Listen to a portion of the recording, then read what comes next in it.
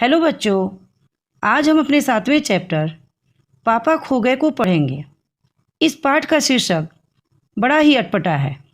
हमने अब तक बच्चे बच्चियों के खोने की बात तो सुनी थी, परंतु पापा खो गए ये बात बड़ी ही विचित्र है।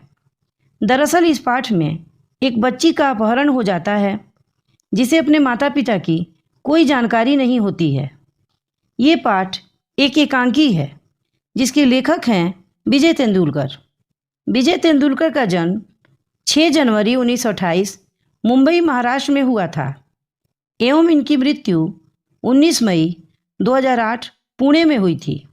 ये मराठी भाषा के प्रसिद्ध लेखक, नाटककार और निबंधकार रहे हैं। ये भारतीय सिनेमा और टेलीविज़न की दुनिया में पटकथा लेखक के रूप में जाने जाते हैं। इनके लिखे प्रमुख नाटक हैं घासीराम कोतवाल और कन्यादान। साथ ही इन्होंने अर्धसत्य, आक्रोश और निशांत जैसी फिल्मों की पटकथाएं भी लिखी हैं। साहित्य के क्षेत्र में इनके उत्कृष्ट योगदान के लिए इन्हें पद्म भूषण, राष्ट्रीय पुरस्कार एवं फिल्म फेयर पुरस्कार से सम्मानित किया जा चुका है। पापा खो गए विजय तेंदुलकर द्वारा रचित एक बहुचर्चित एवं हृदय स्पर्शी रचना है। ये पाठ एक एकांकी है जिसमें लेखक ने निर्जीव वस्तुओं के पीड़ा को बड़े ही रोचक तरीके से पेश किया है। मनुष्यों में मानवीय मूल्यों एवं संवेदनाओं का अभाव होते जा रहा है, इसलिए लेखक ने निर्जीव वस्तुओं का मानवीकरण करते हुए हमारे अंदर मानवीय भावनाओं को जगाने का प्रयास किया है। इस एकांकी में लेखक ने बच्चों के अपहरण के मुद्दे को उठाया है। लेखक ये बताना चाहते हैं कि मनुष्य कितना संवेदनहीन हो चुका है। वे अपने निजी स्वार्थ पूर्ति के लिए एक मासूम और निर्दोष बच्ची के अपहरण जैसा अपराध करने में भी नहीं हिचकते। इस पाठ में पेड़, खंभा, लेटर बॉक्स आदि निर्जीव होते हुए भी बच्ची को अपहरणकर्ता से बचाने का अथक प्रयास करते हैं और सफल भी होते हैं। पाठ को शुरू करने से पहले आइए उसके कठिन शब्दों को देख लेते हैं। भंगिमा, मुद्रा, आफत, मुसीबत, थर थर कांपना, डर से कांपना, झेलना, सहन करना, गुरूर, घमंड, कर्कश, कानों को खराब लगने वाली आवाज़, फोकट, मुफ्त में, पेट में चूहे दौड़ना, भूख लगना, दाल में काला होना, संदेह होना, गश्त लगाना, चारों ओर घूमना, चकमा देना, धोखा देना, प्रेक्षक यानी दर्शक, देखने वाला। इस एकांकी के कुछ मुख्य पात्र हैं जैसे पेड़ जो बहुत पहले से खड़ा है, बिजली का खंभा जो सड़क निर्माण के बाद लगाया गया है, लेटर बॉक्स जिसका रंग लाल है और जिसे सभी लोग लाल ताऊ कहकर बुलाते हैं, कौआ जो काफ़ी बुद्धिमान और समझदार है, नाचने वाली जिसकी तस्वीर पोस्टर पर लगी है, लड़की जिसका अपहरण हुआ है, आदमी जिसने बच्ची का अपहरण किया है। रात का समय है, समुद्र के सामने एक विशाल फुटपाथ है जहाँ पर एक पेड़, एक खंभा और एक लेटर बॉक्स है। वहीं सामने दीवार पर एक सिनेमा का पोस्टर लगा है जिस पर नृत्य की मुद्रा में एक औरत की तस्वीर है। पेड़ वहाँ सबसे पहले से खड़ा है। बाद में सड़क बनने पर वहाँ बिजली का खंभा, लेटर बॉक्स और वह पोस्टर जिस पर नाचने वाली औरत की तस्वीर है उसे लगाया गया। शुरू में तो पेड़ और खंभा आपस में बातचीत नहीं करते थे। वैसे पेड़ ने खंभे से बात करने की बहुत कोशिश की, परंतु जब खंभे ने भाव नहीं दिया और घमंड में अकड़ा रहा तो पेड़ ने भी उससे बात करने की कोशिश छोड़ दी। परंतु एक रात जबरदस्त आंधी आई और खंभा पेड़ के ऊपर गिर गया, लेकिन पेड़ ने उसे गिरने से बचा लिया। इस प्रयास में पेड़ को बहुत चोटें आईं, वह बुरी तरह जख्मी हो गया। परंतु इसका एक फ़ायदा हुआ कि उसी रात से पेड़ और खंभे के बीच दोस्ती हो गई। पेड़ और खंभा दिन भर चुपचाप सड़क पर होने वाली घटनाओं को देखते रहते और रात में जब चारों तरफ सन्नाटा छा जाता तो वे दोनों दिन भर की घटनाओं के विषय में बातें किया करते। पेड़ और खंभे को रात की अपेक्षा दिन ज़्यादा अच्छा लगता है। उस समय सड़क पर जीवन भागता हुआ महसूस होता है। खंभे को एक स्थान पर खड़े रहना अच्छा नहीं लगता, तो पेड़ उसे बताता है कि वह तो उससे भी पहले से यहाँ खड़ा है। इस एकांकी में एक रात की घटना का वर्णन है। बहुत तेज हवा बह रही है, जिससे पोस्टर का संतुलन बिगड़ जाता है और नाचने वाली महिला की घुंघरू रह रह कर बज उठते हैं। रात के अंधेरे में पेड़ और खंभा बातें कर रहे हैं। पास ही लेटर बॉक्स भजन गुनगुना रहा है, जिससे वहीं सोए हुए कौवा की नींद खराब हो जाती है। कौवा झुंझला उठता है। लेटर बॉक्स समय बिताने के लिए अपने पेट में पड़ी हुई चिट्ठियां निकालकर पढ़ता है, जिस पर पेड़ और खंभा आपत्ति जताते हुए कहते हैं कि दूसरों की चिट्ठियां पढ़ना गलत आदत है। जिसका जवाब देते हुए लेटर बॉक्स कहता है कि मैं तो इन चिट्ठियों को केवल मनोरंजन के लिए पढ़ता हूँ।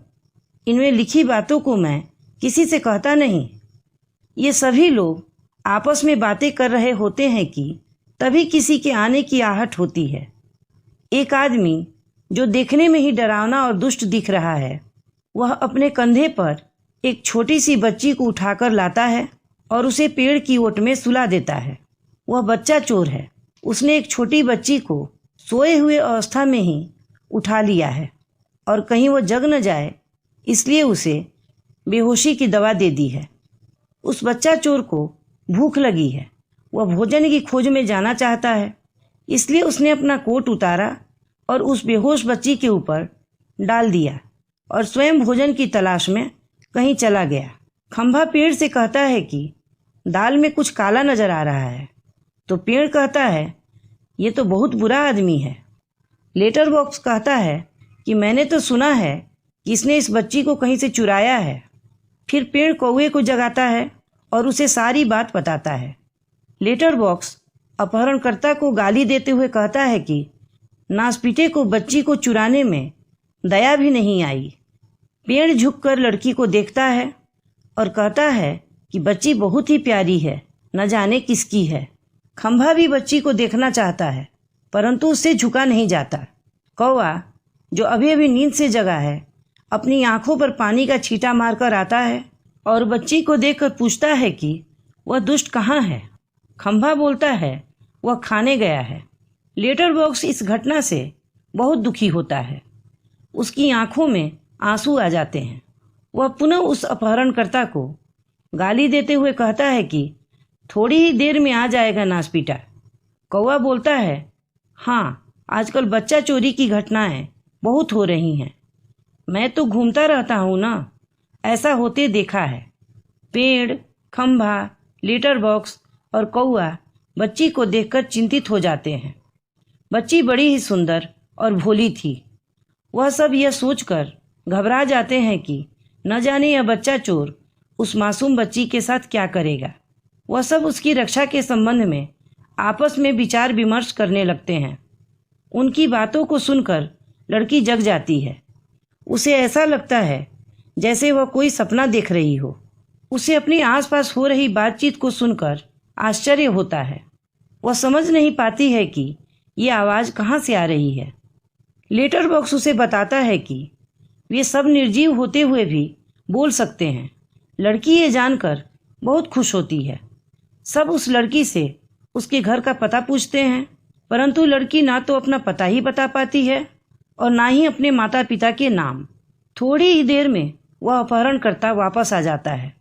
सभी चुप हो जाते हैं और वह बच्ची भी कहीं छुप जाती है। बच्ची को वहाँ ना पाकर बच्चा चोर बौखला उठता है। वह उसे ढूंढने लगता है। पेड़, खंभा और लेटर बॉक्स अपनी जगह से खिसक खिसक कर बच्ची को छिपाने की कोशिश करते हैं। कौवा उसे चकमा देने के लिए अचानक भूत भूत चिल्लाने लगता है। उसके साथ सभी भूत भूत चिल्लाने लगते हैं। बच्चा चोर डर जाता है। एक तो उसे बच्ची नहीं मिलती, दूसरा इन लोगों का चिल्लाना। इस बात से बच्चा चोर डर के मारे बच्ची को लिए बिना ही भाग जाता है। उसके जाने के बाद सब मिलकर बच्ची को ढूंढने लगते हैं। बच्ची पोस्टर वाली औरत के पीछे से निकल कर आती है। सभी खुश होते हैं। लड़की थक कर सो जाती है। अब तक सबने मिलकर बच्ची को बचा लिया है। अब सब मिलकर लड़की को उसके घर पहुंचाने का उपाय सोचने लगते हैं। अचानक कौआ को एक तरकीब सूझती है।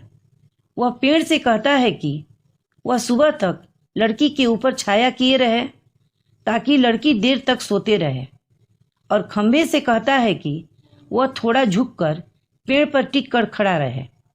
इससे लोगों को लगेगा कि यहाँ एक्सीडेंट हो गया है। वे पुलिस को बुलाएंगे। पुलिस लड़की को देखेगी और उसके घर का पता मालूम कर उसे उसके घर पहुँचाएगी। तब लेटर बॉक्स कहता है कि यदि इतना करने पर भी पुलिस नहीं आई तो। तब कौवा लेटर बॉक्स से कहता है कि लाल ताऊ, हम लोगों में सिर्फ तुम ही पढ़े लिखे हो, तुम्हें कुछ करना होगा।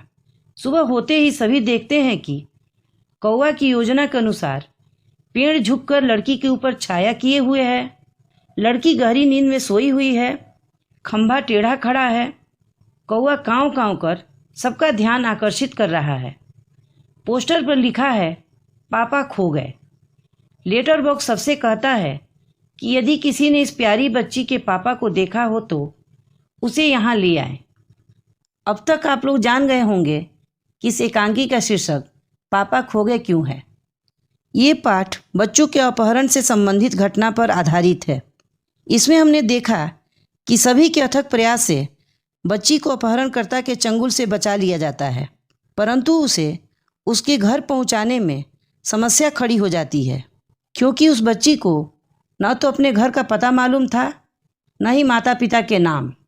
इसलिए इस पाठ से हमने ये सीखा कि बच्चों को बचपन से ही उनके माता पिता के नाम, उनका पता एवं फ़ोन नंबर इत्यादि बताना एवं सिखाना चाहिए।